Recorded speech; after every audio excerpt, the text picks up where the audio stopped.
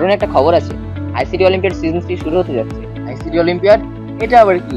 এখানে কি হয়, কি কি কার্যক্রম আছে, আর এখানে অংশ নিয়ে আমায় লাভটাই বা কি? আইসিটি অলিম্পিয়াড শুরু হচ্ছে তা তো জানি, কিন্তু এখানে কি হয়, কিভাবে রেজিস্ট্রেশন করব, কোথায় করব, এখানে আসলে আমার লাভটাই বা কি, এটা তো কিছুই আমি বুঝতে পারি না।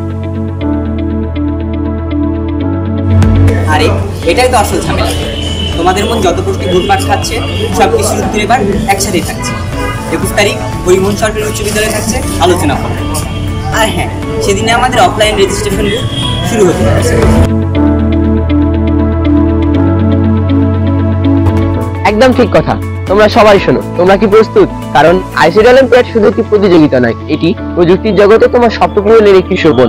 আর এই সুযোগ এইবার আসছে আমাদের নিজেদের স্কুল হরিমোহন সরকারি উচ্চ বিদ্যালয়। চলো আমরা সকলে প্রস্তুত হই আইসিটি অলিম্পিয়াড সিজন 3 এর জন্য।